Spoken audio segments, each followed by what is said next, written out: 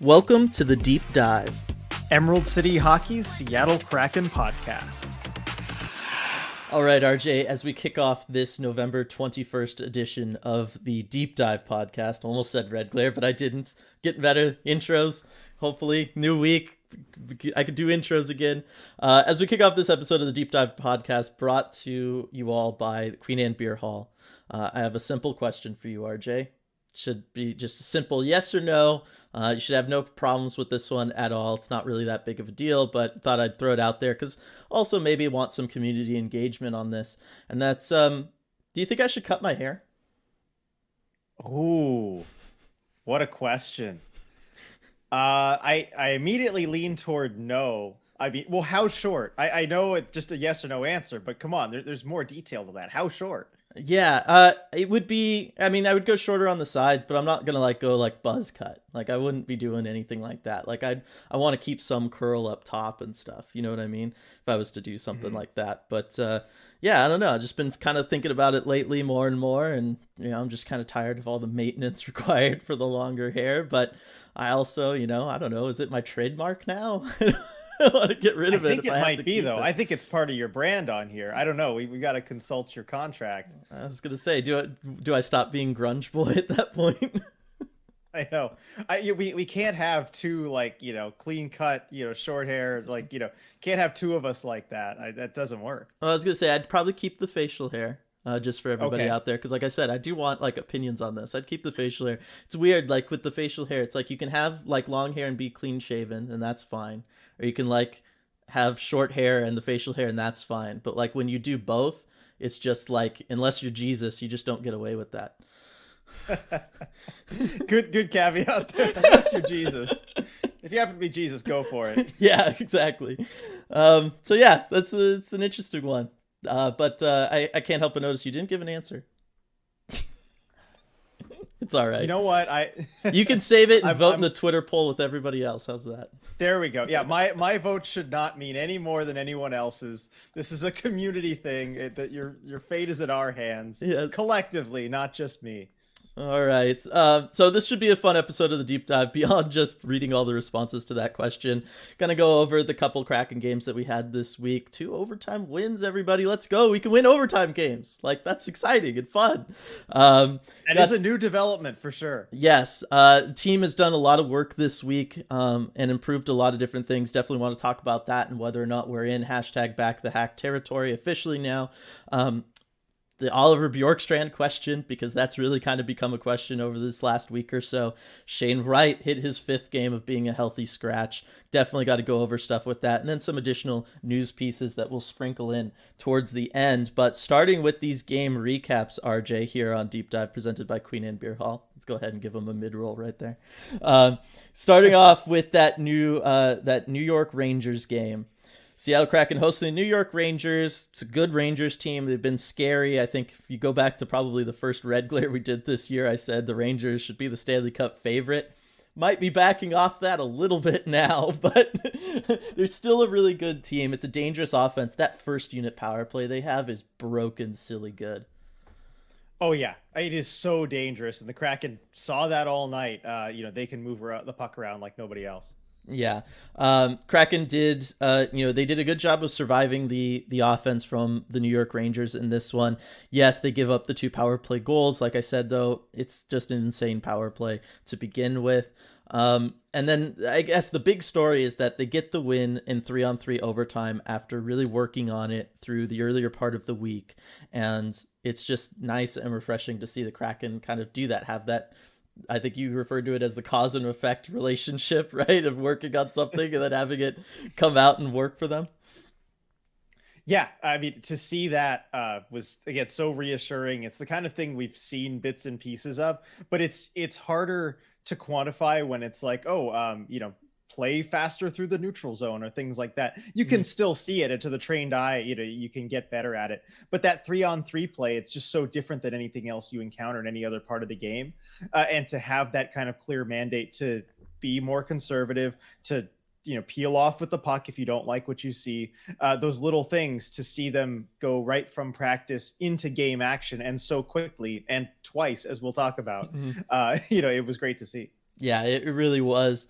Otherwise, throughout this game, you get I guess the biggest story to talk about is the fact that Justin Schultz scores 2 goals, including that overtime game winner. It was a fantastic game from Justin Schultz, who someone that I felt like his offense had kind of trailed off there for a little while. For like a couple weeks stretch, he'd kind of gotten a little cold for me.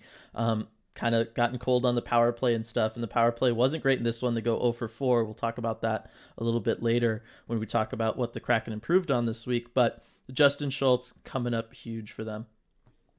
Yeah, absolutely, and he's someone who's really stepped up over the last few games. We did get tired a little bit of that Alexiak Schultz pair over that run of a few games after the start of the season, but I don't know how much it has to do with really Alexiak being out of the lineup, but Justin Schultz has absolutely stepped up.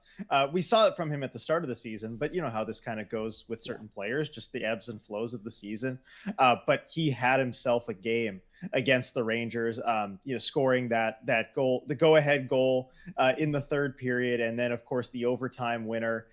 Way to put that puck on net quickly too in the overtime. Yeah. I mean, if just a few milliseconds later, if there's anything at all like that Shesterkin gets across with his glove and stops that shot, it found the smallest hole in the net. But just so decisive by Justin Schultz, and I like his decision making too throughout the rest of the overtime. But yeah, he's definitely what the Kraken need.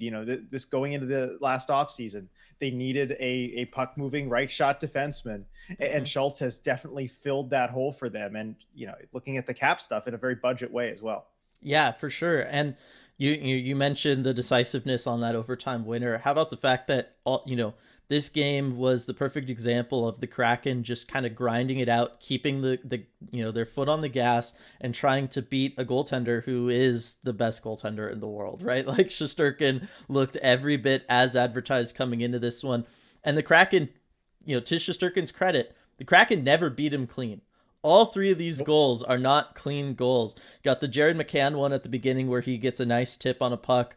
No goalie's going to be able to stop that after that redirection about halfway up. The first Justin Schultz goal, the one in the third period, goes off a Ranger, then goes off of Shesterkin. Lots of ping ponging going on there. And then Schultz himself said after the game he was not shooting to score there. No, no, there was just no way. And then lots of traffic in front there. And then with the overtime one, you get that kind of same sort of situation there. But I like that the Kraken proved that they could win a game like that, right? Last year, one of the big things was if they ran into a really good hot goaltender. Like, remember last year when Shesterkin came into Climate Pledge Arena and just shut them down? It was just like there was nothing they could do, even though they were getting lots of great chances, or maybe Thatcher Demko once in a while did that as well for the Canucks. Certainly can't, doesn't do it too often anymore. But had to throw that in there. I had to throw that in there. But I liked that the Kraken proved that they could beat a goaltender like that, because that was one of the questions. Like this year, they're answering lots of questions about like, hey,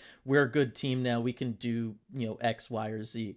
This year, this is another one where it's, look, we can beat a lights out goaltender. We're going to find ways to score. We're going to try to manufacture goals. They did a good job, I felt, in this one of also the defensemen shooting to the pads, right? Just trying to create rebounds, let the forwards up front try to get something going off of those. And again, it's just kind of like this next level of evolution for the Seattle Kraken team that shows, hey, we're going to be in this playoff race till the very end, and we really think we're a playoff team because we can do this. Yeah, and they've shown that they can, and also not getting frustrated by a goalie making some great saves, and don't get discouraged. Just keep sticking with your game. I mean, off that Daniel Sprong breakaway, to not get a goal on that one, that's pretty tough, having a grade A chance like that. But the Kraken didn't slow down at all after that. I think they believed in their game plan in a way that they just didn't last season. Yeah, I agreed. One of the things that I want to talk about as we kind of go through just these 2 games is the idea of the Kraken helping out Martin Jones. Martin Jones, obviously fantastic through these two games this week, obviously picking up 2 wins, 2 overtime wins. That means, anytime a goaltender's in that situation, it means they're battling hard, right? Like they're keeping you in the game and they're giving you the chance to win the game, which is all you ever want out of your goaltender. And so Martin Jones doing a fantastic job, but I also felt that this week the Kraken did a lot to help out Martin Jones through both of these games, and we'll probably talk about it more so with the next one when we recap the game against the Kings. But in this game against the Rangers, they outblock the Rangers 14-9.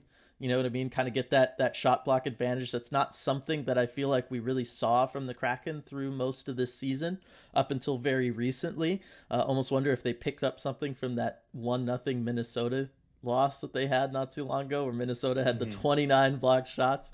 But I like seeing that from the Kraken. They're trying to keep teams to the outside. The forwards are willing to get in there and help out and block some shots. I think it's one of those things of when you're playing top teams, you're playing top power play units like in the Rangers case here, you got to do that. It's got to be full team effort if you're going to kind of grind out these wins. And I like the balance too between blocking shots, because especially we'll talk about it this last game against the Kings, just throwing your body to those shooting lanes, but also keeping the sight lines clear for Martin Jones. And I think they've done a really good job of that. And I mean, that's a real tricky balance to strike. It's it's almost like an art of deciding, okay, when do you have to get out of the sight line? When do you jump into that lane and try and block the shot? Because if you miss it, if it goes past you, then the goalie can't see it. But the decision making has been really good from the Kraken's defensemen over the past week about when to do each of those things. And it's allowed Martin Jones to see just about every single shot that comes into him, that actually makes it to him. Yeah, exactly. And then, he's so dialed in right now. That's all he needs. As long as he can get eyes on it, he's going to stop that puck. And it's been fantastic to watch from him. The other kind of like team-based stat I'm going to look at when it comes to this Rangers game is giveaways. And this is something we never talk about because I don't know how accurate really it is, the idea of a giveaway and what's recorded as a giveaway. But in this one, it really stands out. 10 giveaways for the Kraken versus only 1 for the Rangers. And I'm going to bring this up not because like, oh my gosh, the Kraken, they just couldn't stop handing the Rangers the puck. It was a nightmare. No, I think this proves that the Kraken were doing a good job of keeping the Rangers from doing what the Rangers, kind of do best, which is working with their high skill players, having them move the puck around, having them get comfortable in the offensive zone and really, get on the attack. And I felt like in this one, they did a good job of never letting the Rangers do that. They weren't giving them clean zone entries, which is something that the Rangers really, really want with guys like Panarin or Zibanejad. They want those clean zone entries. They don't want to have to dump it and chase it down into the corner. It's not really what their top lines want to do. And so I feel like with having the such a low giveaway number for the Rangers, it just shows they weren't passing. Right? Like you can't give away the puck if you're not passing, you're not trying to make things happen. And that's kind of just why I want to highlight that. Interesting way to think about that. I mean, it's kind of it's similar to the way that we now look at hitting stats where like, oh, good job, you out hit the other team. Well, no, because if you're hitting the other team a lot, that means they usually have the puck. Right. And so the giveaway stat, I suppose, could also be interpreted like that. I didn't really think about it that way. Yeah, and it's interesting too because I sit right in front of the off-ice officials, so I can hear when they call kind of giveaways, takeaways, whatnot. So I mean, yeah, there are some times where I feel like, oh, that was a giveaway or that wasn't a giveaway. Yeah. So maybe not the perfect science. Although I will say the off-ice officials, they do great work. I'm not no criticism of them, but everyone's only human. But that's an interesting way to look at it. Yeah, no, it's so much of the off-ice official stuff is very subjective. Like there's only, you know what I mean, so much you can do. And I feel like giveaways, takeaways is really that way too. Like what constitutes that. And I feel like each person kind of just has their different thing. But when you see a team, a 10-1 ratio, I feel like that, and just having watched the game, I feel like this was an example of the Kraken were trying to really get things going and they were trying to make a lot of passes. Yes, on the power play especially, they were trying to be a little too aggressive with the passing. So I would understand why they would have more giveaways than the Rangers. But anytime, like this is a game that was won, 3-2 in overtime. There's no way that the Rangers only, gave away one puck while just, making 99% of their passes and really playing their full game and everything, right? Like everything else about this game tells you that the fact that they only had one giveaway means they just weren't really playing with the puck that often. They weren't making passes. They were, or if they were all safe passes. And I think the game tape backs that up a little bit. Right. All right. Is there anything else you want to talk about with this one? I think that's all I had for it. No, I mean, I think just the one thing I want to go back to, because we talked about how the Kraken were helping out Martin Jones, but I just want to talk about Martin Jones himself just for a little bit, because I think this was a real statement game for him. Basically, this game turned into, once the score is 1-1, this game turned into a goalie battle. Yes. There were lots of big saves from both netminders, throughout the remainder of the game. And Martin Jones held his own against Igor Shesterkin. And I think there's something to be said for that. Of course, he downplayed, oh, you're not really thinking about who's on at the other net. But you must, right? Yeah. Just a little bit. In a game like this, I think it really highlighted the fact that the Kraken, for the first time in franchise history, really, are getting world-class goaltending. This is just not something we have ever seen from a Kraken goalie before. And to see it up against what we know to be world-class goaltending, what we know to be Vezina caliber goaltending, and, matching Igor Shesterkin every step of the way. I think it just made it so much clearer how special it is what Martin Jones is doing. Yeah, no, Martin Jones has been that, last line of defense, the wall, whatever you want to call it for a team. Like I said earlier, he's been the guy keeping them in games, giving them chances to win. That is not a luxury the Kraken had last season. And I don't throw around the word luxury lightly, because that is a luxury in the NHL, to have a goaltender that night in, night out, carrying the workload that Martin Jones has been carrying for this team through these last several weeks. That is not something that everybody has access to. It's one of those things that, on paper, every team should be able to have that, right? It's, there should be 32 guys out there in the world capable of kind of doing that for their team, right? But, on paper, there should be 32 starting caliber quarterbacks out there in the world. And the bottom line is there just isn't, right? There's about 12. And in the NHL, I feel like there's about 15 goaltenders that really night in, night out give their team a chance to win, regardless of level of competition, regardless of what systems the other team is throwing at them. And Martin Jones right now he's one of those 15. And it's really, really awesome to watch. And you're seeing what a big difference it makes, right? You never want to say, oh, one person can make this giant difference for your team, makes this giant difference in the standings. But the bottom line is, when you have a goaltender who can step up and make saves, there's one thing to be said for just making the saves you're supposed to make. And the Kraken didn't even have that last year, as we all know, right? There's something for that, and then you can rely on the rest of the team. But when you have somebody coming in like Martin Jones right now, who's making saves that, he almost shouldn't be making, right? He's adding those extra one or two. He's taking one or two goals off a game just by being in there and playing as well as he is. I mean, that's how you get to overtime in these 3 straight games.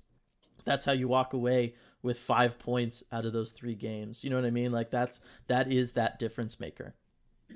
Yeah, it really is. I mean, I think back to the toe save on the Capo Caco breakaway in this game. And Jones even said, he caught me leaning the wrong way. I was not leaning the right way. He had him beat essentially, but to throw the leg out and get the toe on it, it's saves like that make the difference. Right. And that's one where, we're talking about it as a huge save. If it had been a goal, we wouldn't have even really talked about it as oh, that's a bad goal or whatever, because that's, that's kind of a play that's expected to score. Yeah. Oh, can't blame him on that one. Yeah. I just beat him. Oh, well, on to the next one. And so it's a big deal when you have a goaltender playing like he's playing. All right. On to the Kings game. This was a battle. This was a fun playoff atmosphere. Really felt like that divisional matchup, team you're neck and neck with in the standings. Just so much fun to watch this game. So back and forth. Felt like each team won a period, and then that third period was just all out. Both teams trying desperately to get something going, trying desperately to score. Got the fireworks in the first minute we'll get to. But I think the big thing for me is, when the Kraken played the Kings' second game of the season earlier this year at the arena formerly known as Staples Center, That's what we're going to call it from now on. The big story out of that was that the Kraken came in there and they out hit the Kings and they out physicaled the Kings and they manhandled this Kings team and they were able to steal that win on the road, right? And we knew that the Kings were not going to be a team that was going to let that happen 2 games in a row. Like, that stuck with them and that they've thought about that ever since that game, and they've probably circled this game on their calendar to make sure that that doesn't happen again. And I want to give so much credit to the Kraken for they didn't back down physically, but they didn't try to force the physicality issue either. They were like, okay, you're going to match us physically in this one? That's fine. We're going to play a disciplined approach. We're going to work on our game. We're going to try to outskill you this time and try to catch you off guard a little bit. And it worked, right? The Kings didn't get anything going offensively. I didn't ever really look like the Kings. Yes, Philip Deneau gets that goal, but that line is on fire right now. There was no stopping it. But again, it's another similar type of approach from the Kraken. We're going to keep you to the outside. You're a team that likes to work down low, so we're going to make sure that you can't work down low. We're going to keep the puck up in the defensive zone, and then we're going to block 23 shots and just say, look, you're not getting any good looks at Martin Jones. Sorry. And it worked. Yeah, you use the word battle. I think that's absolutely correct for what this game was. And the Kings also, not only did they have that first game against the Kraken in mind, I think, from this season, but also the game the previous night against Vancouver, which was just a lackluster effort from LA. They wanted to come out and make that right in the Kraken game. And I mean, they put on a really good push. They were very structured. They stuck to their 1-3-1 very well, and it made it difficult for the Kraken to get through at times. And so when you have a team that's that disciplined defensively, that big, that physical, it's going to be a battle. If you're going to be competitive in the game at all, it's going to be a battle. And discipline is the key word. And what did we talk about the last couple Kraken games leading into this one? Unfortunately, Carson Soucy was kind of the poster child for it, but it was really a team problem. Discipline.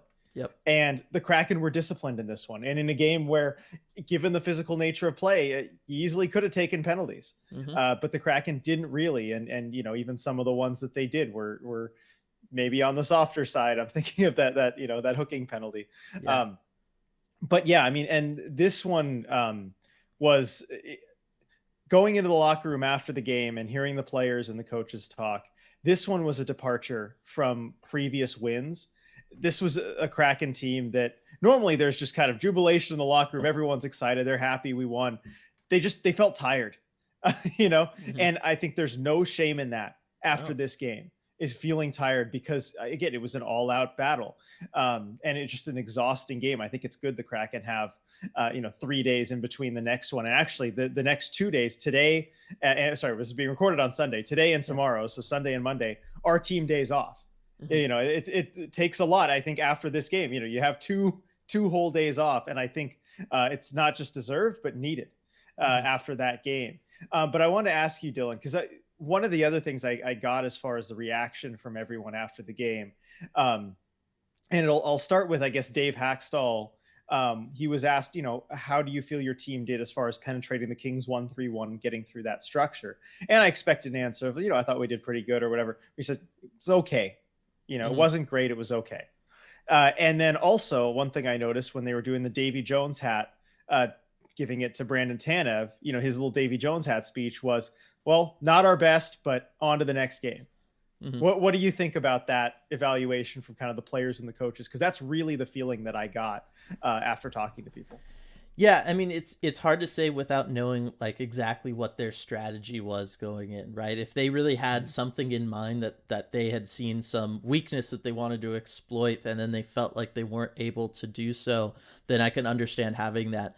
I understand from the offensive side, like this was maybe the least Kraken looking game that they've had this month or in the last like 4 weeks, in the sense that they didn't get to the net really ever. Right? Like the Kraken have wanted to get to the net. They've wanted to establish their cycle. They weren't able to do that. The Kings defense was too good. There was just kind of no doing that. The Kings defense, very good at reading it, and they trust their defenders, man. Like they let their defenders dip down below the goal line to go and try to and win a puck battle or to pick off a pass or something. That was one of the things that stood out to me was, obviously you always think of a Drew Doughty, but You look at, Mikey Anderson doing stuff like that. Edler looks like a completely different guy. Like someone's turned back the clock 10 years for Edler right now. And then also their wingers. Their wingers play back defensively and they make differences, and they're in there and they're making sure that the Kraken have wanted to involve their defensemen, get the puck back to their defensemen. Maybe they're not always shooting to score, but they can throw it in and kind of create chaos. It lets the Kraken get moving down low. Kings wingers were not letting the Kraken defensemen have anything today or last night. They were not giving them any daylight. There was just no time for them to operate. That's kind of how you end up with that shorthanded goal for them. Even, you know what I mean? It's just their wingers are so dead set on not letting the puck get back to the the opposing blue line when they're in their defensive zone. And so I could see why the Kraken would feel like, hey, we weren't able to do our thing today, even though we got the win and we found a way to win, and we were able to. I feel like they probably feel like they accomplished what they wanted to defensively, but the Kraken, they did not play the way they want to play in the offensive zone because the Kings were not letting them. Yeah, and credit to the Kings and doing their pre-scout and the coaching on that side of it too, especially playing so tight to the points. That Dave Hackstall's Kraken teams, they always want to get their defensemen involved, whether it's pinching in to grab the puck or playing with the puck, up around the blue line in the offensive zone. They want to get the D involved, and the Kings just did not let them do that. No, exactly. Looking around at things like we're going to talk about Bjorkstrand later, but obviously that was kind of a big story. Although he led the way with 6 blocked shots, so just want to throw that one out there. Credit to Bjorkstrand for that. Big game for Cale Fleury. Might talk about him later and just how like the Alexiak situation's going, but I just felt like the Kraken defense, everybody really stepped up in a big way for this one, right? Borgen, battled through a potential injury that he sustained there for a little while. It was obvious he was feeling something. Carson Soucy, nice bounce back game for Carson Soucy in a lot of ways. Vince Dunn, yes, he got stuck in that horrible spot that leads to that shorthanded goal, but I don't think it's entirely on him. And, he's just kind of continued the tear he's been on. Adam Larsson's been leading the way, just chewing up ice time like nobody else. It's absolutely incredible. So I do want to give a big credit to the Kings, not the Kings defense, the Kraken's defense. I mean, both defenses played good tonight, but I want to give a lot of credit to the Kraken's defenders tonight that night, because I feel like they did a fantastic job and they really helped out Martin Jones. That the Kings are a team that will eat you alive if you give them the chance to get at some rebounds and stuff, and the Kraken did a good job of not letting the Kings get to those rebounds. Yeah, absolutely. And Justin Schultz too, with another pair of assists. Yep. I mean, he's just been racking up the points recently. He's waking up, and when he's producing, I mean, that's always huge for the Kraken. Because they need that offensive producer there, and Schultz has been doing that consistently. Right. And the one time that the Kraken defense didn't have it, they were caught out there a little long, and really the forwards didn't really back them up too much in this case scenario either, was on that Philip Deneau goal. Like, it just felt like the Kraken were in like chaos mode. Like they were just in like, oh my gosh, we got to survive this. I don't really know how that started. I'd have to go back and watch how that play kind of originally got going, but it was the only time that it felt like the Kraken in their own zone were not like in charge and in control. And really through these last 2 games, that might have been the only moment in which it didn't feel like the Kraken were in charge and in control with how the game was going to be played in their own zone. And obviously, you can't do that. Certainly not against a line as hot as the Philip Deneau line is right now. But the big thing I think that we got to touch on is Daniel Sprong getting that power play goal right after the shorthanded goal, like 18 seconds later, and making sure that the Kings, almost didn't have a lead throughout this entire game, and stopping that momentum, because in a close game like this, that momentum means everything. And so to steal it back from the Kings, just huge. We learned that last season, as far as how the momentum can turn and can quickly go against you. That was the kind of play that would happen a lot against the Kraken last year. But responding in the way that they did with that great shift afterward, and to go right back to work on the power play, Matty Beniers drawing all those guys over to his side, and then the pass across to Daniel Sprong. And I love the decision to do kind of that no-look 5-hole shot. It's something he talked about after the game that he's been working on in practice, but it hasn't really been working in games. But guess what? Of all the times for it to work, this one might be a good one because as Allison Lucan pointed out on the broadcast, and by the way, she was great between the benches. So we got to mention that. But she pointed this out before the goal that Cal Peterson actually is the worst goalie in the NHL in terms of percentage of shots that go in 5-hole. Right. I think it was like 34% of the goals that go by him go in 5-hole, which is a crazy high number. I mean, league average is 14%. And that's something that you think Daniel Sprong must have seen, must have known from the pre-scout, and, had the presence of mind to think of that as he's walking in and just beats Cal Peterson clean 5-hole. And Peterson was so frustrated with himself after that one too. Goalies hate that, being beat like that 5-hole. And I think that just, again, kind of set the tone after that, momentum right back in the Kraken's favor. Yeah, for sure. And you could tell that was, a point of emphasis for the Kraken was to attack that 5-hole, and credit to them for doing it and getting that big time goal off of it. And you could tell it was starting to get to Peterson too, right? Like you could tell he was aware that was his weakness, and it was becoming evident that they were aware that that's what his weaknesses was. And that's a terrible spot to be in if you're a goaltender, of like, oh man, I'm struggling with this thing. They know I'm struggling with this thing. Like, what do I do? And they just totally got in his head. And I really do feel like if Peterson had played better, I don't know that the Kraken get that win, because I just don't know that the Kraken are able to score enough to get that win. You know what I mean? Yeah, agreed. I mean, he made some saves he had no business making, but also he just looked kind of shaky and leaky, more so than the score would indicate. Yeah, exactly. They could have been, if the rest of the Kings, defensively weren't playing the way that they were playing, that game could have gotten really ugly really fast, just based on Cal Peterson's performance alone. But, it's 2 points for the Kraken. That's all that matters, is you walk out of there with the 2 points against your divisional foe. Moving kind of away from these game recaps, but keeping with, the stuff the team worked on. Obviously, the fact that you've played, these back-to-back 3v3 overtime games after losing that one against Winnipeg last week, and the big talk around that being like, look, they need to improve 3-on-3. They practice it a bunch, those 2 days of practice, as you reported on. They win both of these 2 in overtime. Kind of crazy that you'd have back-to-back overtime games after you spend 2 days of practice working on your 3-on-3. Yeah. But it's great that they did. I don't know that we need to spend a ton of time on that when, the other thing that we talked about, we've hinted at it before already, right? Discipline was a big problem for this team going into these last couple games. And certainly last night against the Kings, they cleaned that up in a big way. And that was, anytime you're talking about 1-goal games, that power play difference can always be the difference, right? Like that could be the thing that helps put you over the edge. The fact that you're able to score a power play goal in that one is one of those things that puts you over the edge. And then I'm going to actually kick off this kind of talk about what the team has worked on and improved, RJ, with face-offs. Do you know the last game in which the Kraken did not win the face-off battle? Let's see. Okay, so it must be at least like 2 games back. Let's say, I don't know, 3, 4. I'm trying to think because you mentioned it on post game. Minnesota. Let's go with Minnesota. It's actually Nashville. November 8th against Nashville was the last time that the Kraken as a team were below 50%. Wow. And so, okay. Yeah, I know. I was a little surprised because I thought 4 it was games in a row game. that they've won the faceoff battle. Right, and this is something that we had talked about through so many post games, right? It was the idea of, oh man, they lost the faceoff battle again. They got away with the fact that they can't win those faceoffs, particularly late, big time moment faceoffs. They'd really, really struggled with that.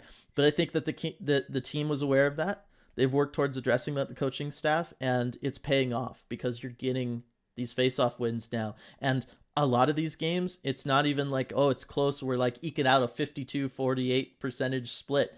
No, almost all of these, it's been 57+% for the Kraken. Like that, like a healthy margin that they're winning as far as NHL, what you can expect to do regularly in the NHL. It's still a tough league. You're not going to win like 70% of your draws ever, right? But right. They're doing an excellent job addressing that face-off thing, and I think that's, it shows how different this team is and why I'm, anyway, totally bought into this idea that they can be a playoff team, because playoff teams learn from their weaknesses, they identify what the problems are, they identify how to fix it, and then they go out there and they implement the fixes that make it better. And whether it's the power play, whether it's the discipline issue, whether it's 3-on-3, whether it's face-offs, this week is the week that we can point to and say, Dave Hackstall and the Seattle Kraken are doing that. Yeah, and it's been just systematic improvement. I think it does start honestly through training camp. I think it takes a little while for it all to come together because face-offs are a good example. They've been working on it since day one of the regular season. We hadn't seen the results, but maybe it just takes a little while for everything to click. This is the week that I think you can really, that's certainly, made believers out of us, for sure, that the Kraken can put these things together when they put their mind to them. The face-off work always baffled me just because I would see how much they would work on them and just the improvement wasn't there. But now to see that it is, that helps quite a bit. Face-offs are also just one of those weird things where if you look at just season-wide stats, no team is really like that much above or below like 55%. I mean, like to be as bad as the Kraken were, if they were to continue that all season, that would have to have been like an all-time low or something. And, there have been plenty of teams that, that have been bad on the draws, but it always seems to even out somewhat. It's just one of those weird stats that over a large sample size. I mean, you look at like career best face-off guys, nobody's like above 60%. It just, it's amazing how much it evens out.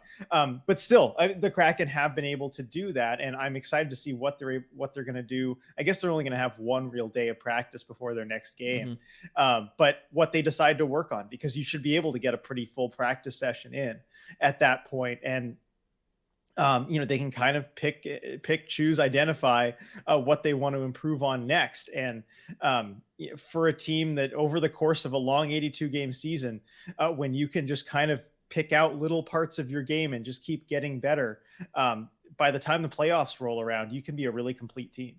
For sure. Another thing that they had been struggling with was the power play. Brought that up last deep dive. Really talked about how, like, hey, look, yes, the 3-on-3 overtime. Oh man, last week's deep dive did not age well for me, RJ. Right? As I'm like, yeah, the 3-on-3 overtime. You got to find a way of winning those games. But how often do you really find yourself in those situations? Right? Like, it's not that often. You got to work on the power play. You're getting multiple power play chances a game. That's what they should spend those days working on. Obviously, I was wrong. I'll admit that I was wrong because you immediately find yourself in 2 more 3v3 overtime situations. That being said, it is clear, and you had talked about in these morning skates for both of these games, they had been working on the power play and trying to improve it. And we talked about it last night in the post game for the Kings game. Now that the Kraken, kind of get back on the board on the power play, just how different it felt in that Kings game. The 2 full power plays that they actually had, because that first one, Schwartz takes the penalty and it kind of gets cut short. It doesn't really count. Yeah. The 2 full power plays that they had, we saw what was making their power play dangerous before and what they had kind of gotten away from, which is player movement and puck movement, right? When you're confident on the power play, it opens you up. It allows you to do those things. And those are the things that actually lead to goals, because you're pulling the defense out of position. You're getting the goaltender having to move back and forth in his crease. You're allowing yourself to find better looks than just sitting there waiting for a one-timer. I thought Daniel Sprong was a very good example of that. Yes, he did score the 1 goal kind of on the one-timer, but it was also kind of coming off of a rush and everything. Earlier, he was trying to play more like a Jared McCann, where he was collecting the puck, skating it around, trying to find that nice shooting lane and really trying to snipe it past Peterson.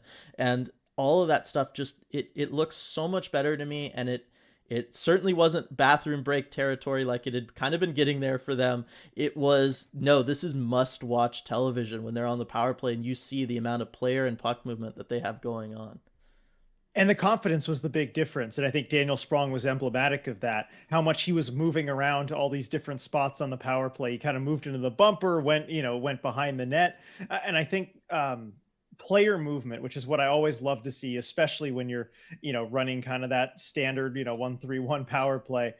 Player movement is huge, because if you're running that power play and you're just moving the puck around through the outside and not really making any dangerous passes, you're not going to get anywhere. because a power play is all about pulling the penalty killers out of position. They're going to be in their defensive structure, and through puck movement or player movement, you've got to pull them out of those spots.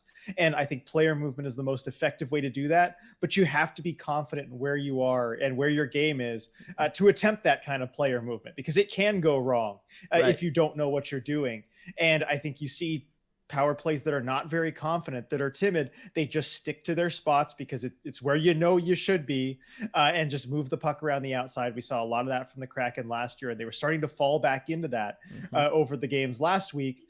And then they just look so much more confident in this game against the Kings, moving everybody around. And it was able to open up the Kings PK. And you look at Matty Beniers drawing people over to his side, hitting Sprong. The amount of time and space that Sprong had from that was huge. I mean, he had all day to line up that shot. Right. And those are the kind of things that get you power play goals, that get you power play opportunities. Right. And I want to highlight that the player movement that the Kraken were doing that was really helping open up those opportunities was really by moving, almost who was net front with who was on the right side.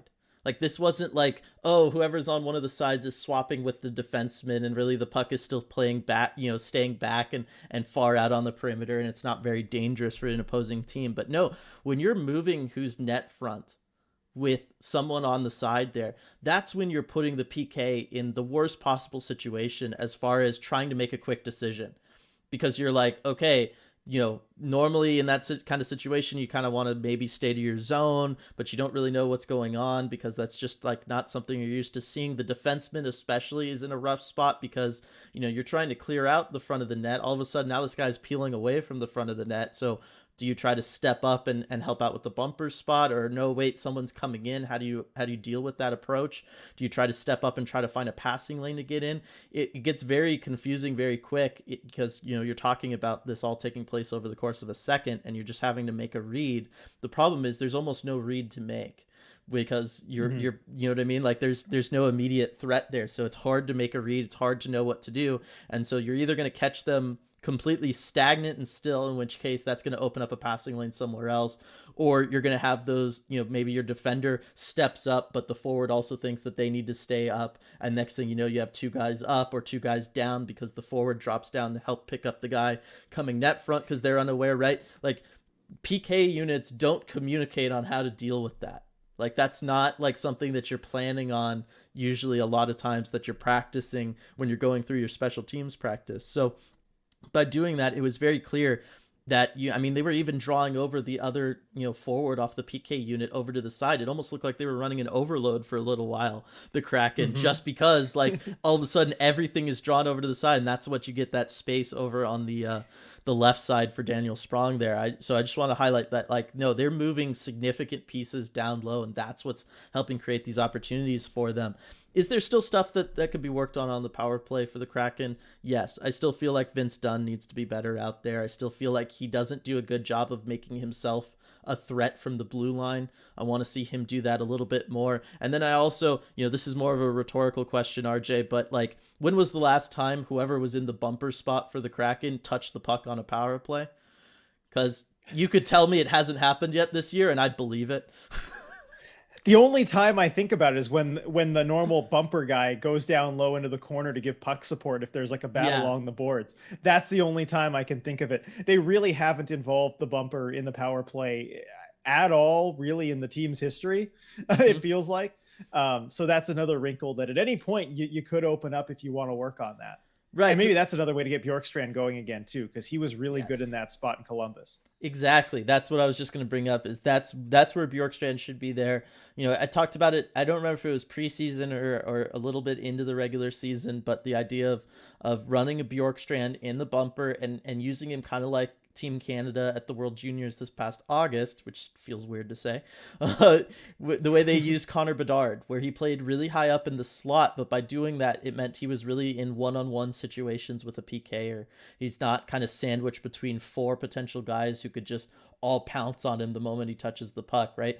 Have him play a little higher, get him in more one-on-one situations, and then you can set up one-timers from the slot. Like that's like the dream case scenario, right? For any offensive players to be able to be in that kind of shooter's position right there in the slot, get the best look at the goaltender, the least amount of net coverage, all of that stuff. I still feel like that's something that the Kraken could experiment with, and it's just something that they have to do, because right now, if you're not involving that bumper role, you're playing 4-on-4. There's almost no point in having the man advantage, right? Especially when you're not shooting for rebounds and kind of creating chaos and having him be that extra guy in there.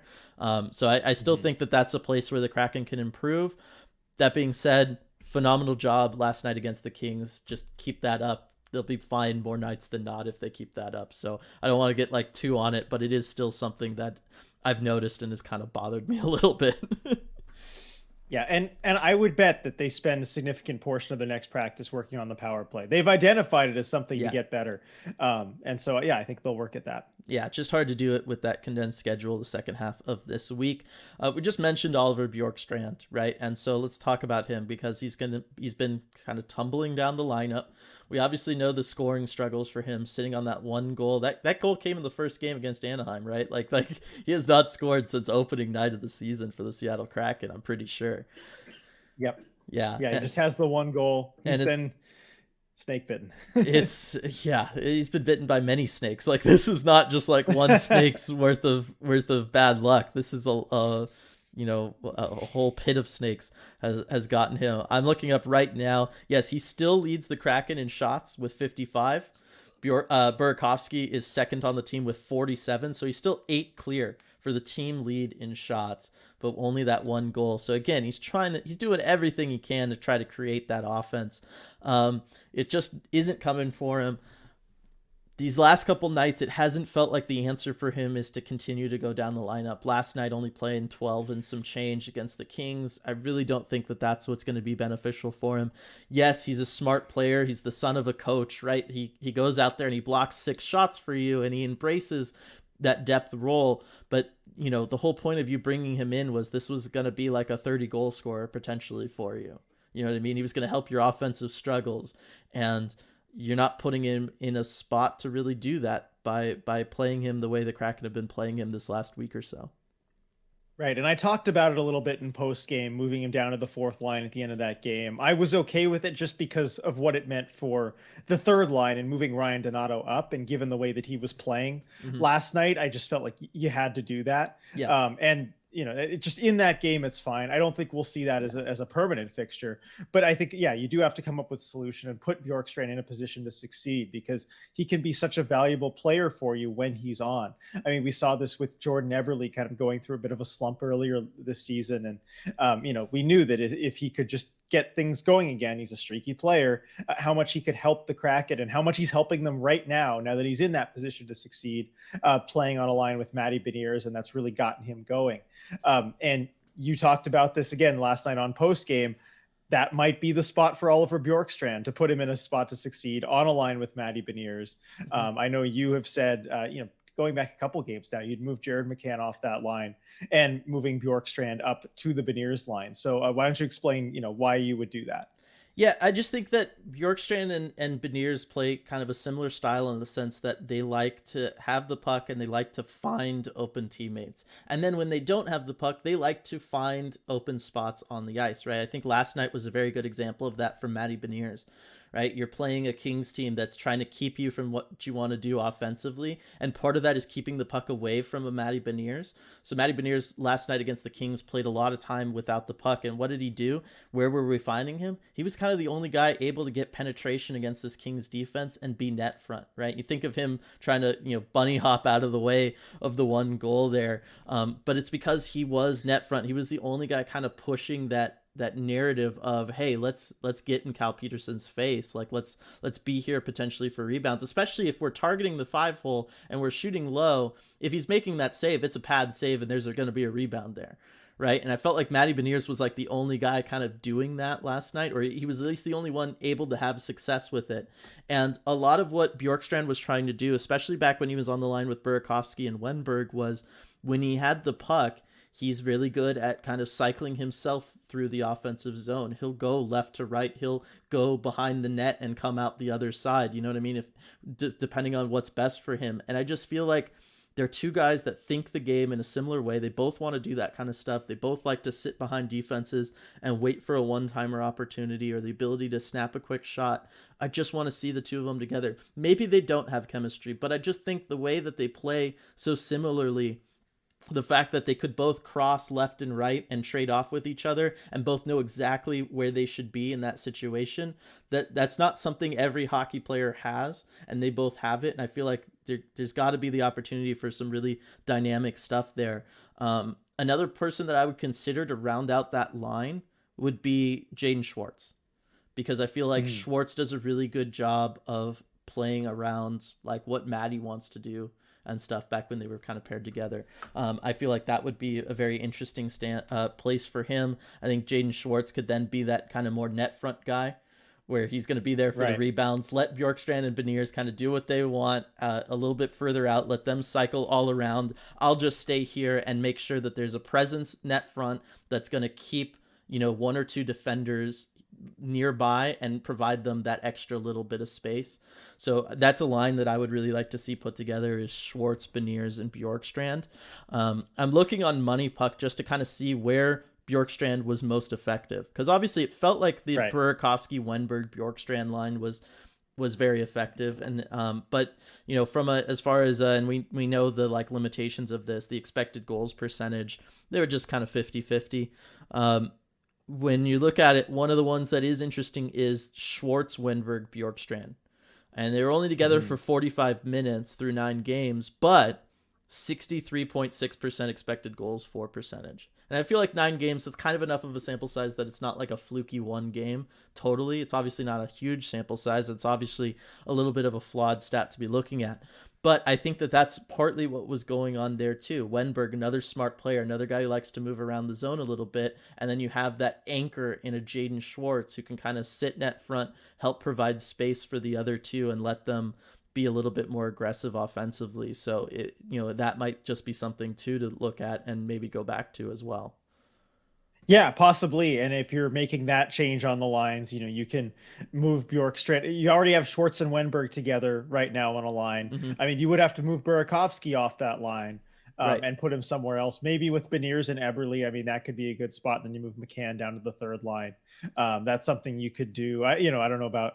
Well, I mean, I was saying I don't know about moving McCann down to the third line after his recent, success with Beniers and Eberle. But if you're going to try a shakeup to get Bjorkstrand back into a rhythm, that might be the way to go about it. I'm trying to see if Beniers has played that Beniers, McCann, Eberle line, if we've gotten that before.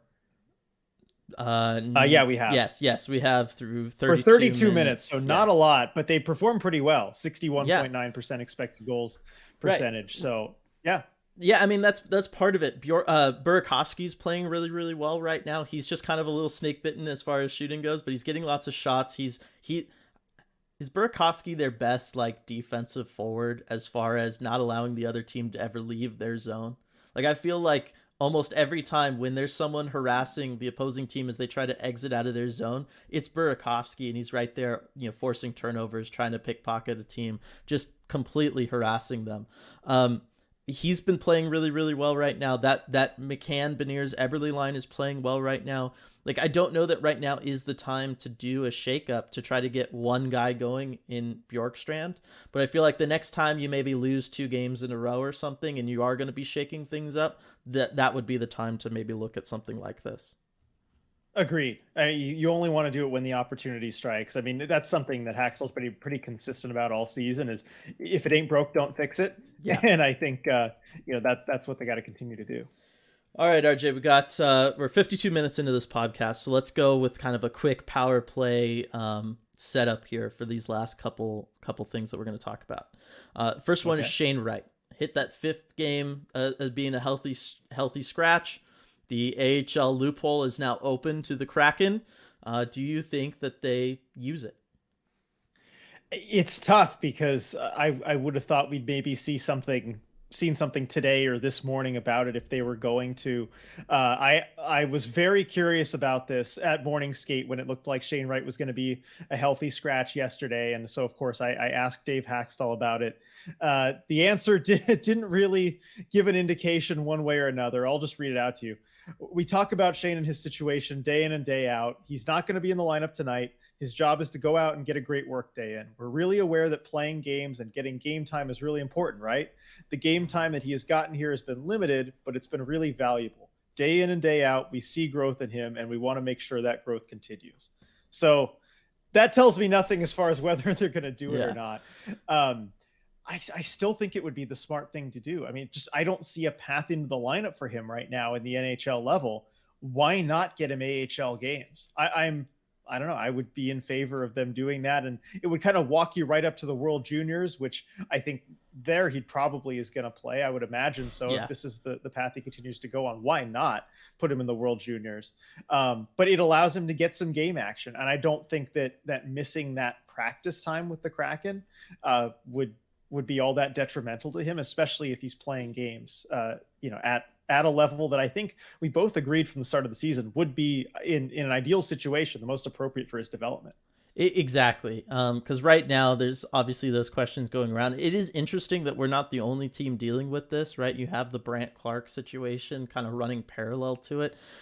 This is a situation that is not common. It's just not at all common. It's not anything anybody's really used to seeing. And so the fact that you're seeing it from two different teams makes you wonder if maybe this is something that teams feel like might be a viable strategy moving forward a little bit, just because it gets your guys around the NHL level if you really feel like there's nothing left for them to prove at the major junior level, with which for Shane Wright and Brandt Clark, you could easily say that. You could say that there's almost no point in them going back. So they're at least getting the work ethic and the atmosphere and that 82 game grind feel from the NHL.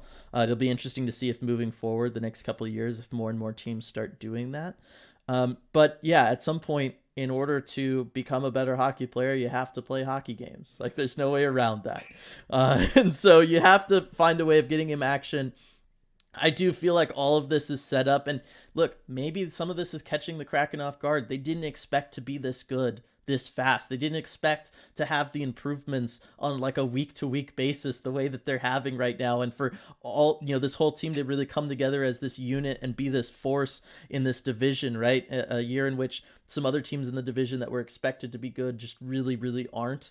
And so some of this is just, they had this plan in place, and now the team is kind of outperforming their expectations, and it's complicating the original plan with Shane Wright. I don't know. I'd love to think that they just think their team's going to be good all the time, but we know that that's not always the case with teams, right? If that was the case, you'd never have, tanking allegations and stuff around the league, right? Yeah. But or you just never think your team's going to be as healthy as it is. Exactly. That's part of it too, is I think they probably felt like at some point somebody's going to go down. It's hockey. That's just what happens. And Shane Wright will have an avenue into the lineup. It is pretty, almost miraculous that hasn't happened for the Kraken yet. And knock on wood, that keeps going. But yeah, it's a complicated one. I'm looking at the Coachella Valley schedule right now, because obviously you want to try to maximize those 14 days that you have to send him to the AHL level. Before then potentially a camp opens up early December for Team Canada that you can send him off to. So the next game for Coachella Valley is Tuesday, November 22nd. So tomorrow for everybody listening to this, the day the podcast drops. If you send him on the 22nd and then he plays that night, right? So now Tuesday becomes the day for you. The day that he's no longer eligible, or the end of that window, would be the 5th or 6th of December. Yes. Which means that you're getting games on the 22nd, 24th, 26th, then a little bit of a break, and games on the 2nd and 3rd against Henderson. So you get 5 games at the AHL level, and then that's also expected to be the start time for Canada's camp, is somewhere around the 5th, 6th, sometime that week. So that could work out kind of perfectly for them. Yeah, it could. I mean, the timing of this seems really good, which is why I'm tempted to say that they're going to do it. We haven't heard anything to that effect, as I mentioned already, but it just seems to make too much sense not to do it. Yeah, I'm looking at who the games to be in Calgary for a couple games, at San Diego, and then at Henderson for 2 games. So it's not too hectic travel wise. Mm-mm. And certainly if you're coming from Seattle to going to that road game in Calgary, it's less of a trip up than from Coachella Valley or from Southern California. So I don't see why you wouldn't do it. Yeah, and really because there's no way you could ever stretch it out to December 9th when that next game is. They could do it, Yeah, today on this Sunday that we're recording, and then all of a sudden the day becomes the 4th, December 4th. That still gets you all 5 games. They could do it tomorrow, Monday, the 21st, right? Tomorrow for us, today for all of yeah, you. That still works. It gets you that full 5 games. So anytime between like the moment where you and I are talking right now and really Tuesday morning, they can make this decision and have it work out and get those 5 games for him. I think that'd be really good for his development, and just move forward from there. yeah. I agree. I think they should do it, and we'll see. I think we'll have some clarity on this soon enough. Because if they don't do it by those Tuesday or Thursday games, then probably not going to do it. I don't know why you would do it later than that. Exactly, because there is such a gap between December 3rd and December 9th. That would be a tough one, because even if you're assuming like, well, he doesn't need to be around for the very beginning of Team Canada camp because that's like when they have the most invites there. Got to think that Shane Wright's kind of got a fast track to at least making the roster, right? So he doesn't need to be there battling for a bottom 6 role or anything. But it just doesn't make sense looking at the Coachella Valley schedule to do it for any other time. You'd just be taking games off the board for him. So it's a very, very interesting setup. That being said, I still feel like they are very committed to just keeping him at the NHL level, right? They went through the effort of moving him in with Donato. Not that I'm saying that might have been like a big effort or anything, but the point is they did that finally. I took Yeah. that as a signal of, hey, no, we are serious. We want him around, and this is the plan. Yeah, definitely. I think he's not going back, to juniors, certainly not to Kingston, and yeah, it's kind of the long-term plan. It feels more like there's a plan again, or certainly if he's sent to the AHL, it'll feel more like there's a solid plan too. Yeah. All right. So gonna finish out with just these two quick things. Jamie Alexiak, is there kind of a latest on Jamie Alexiak from this last week to report on? Yeah, good question. So he is still on IR with that lower body injury. Good news is, though, we did see him return to the ice. He's, I think, spent 2 days on the ice so far, before practice and then before morning skate. So he hasn't been a full participant in either of those. But he's in a red no contact jersey. He was doing some skating and passing drills with the coaches. Didn't look 100%, and with a lower body injury, it's all about the Yep. skating.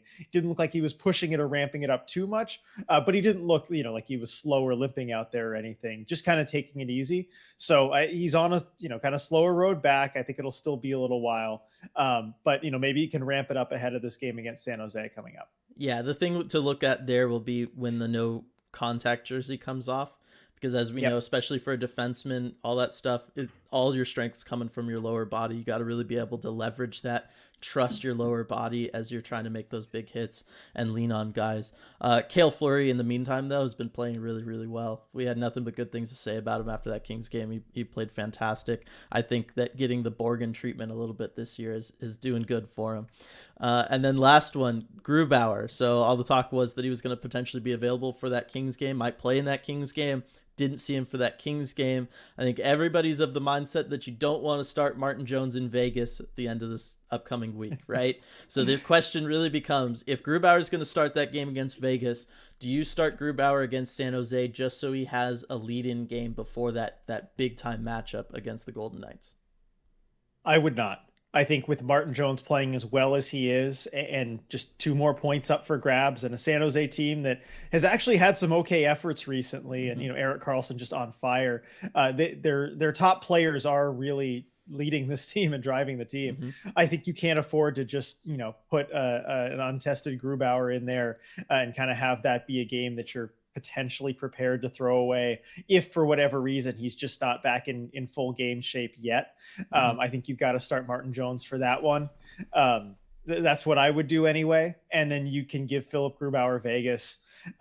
Agreed. I don't think Martin Jones should start in Vegas. As well as he's playing, I think you're more likely to see what you saw against the Golden Knights earlier this season than, say, Game 6 in the 2019 playoffs.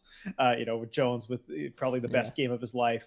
I think you're more likely to see a bad ending. So give Grubauer that game. I don't think he needs the run up to it. He can figure it out. I mean, he is taking shots in practice. He has been kind of ramping back up to those things. But as he did say yesterday, it's not the same with coaches shooting on you versus, as I said, the guys shooting on you, like players shooting on you. And funny, I do want to throw this in. He was asked, which of the coaches has the best shot? And he said Steve Briere for sure. No hesitation. Steve, the goalie coach. I think he's got to give that to him. Maybe he's a little biased, but he said Steve with the best one. I know. I wanted to do my goaltending coach kind of deep dive a little bit today, but we didn't have time, so maybe next week.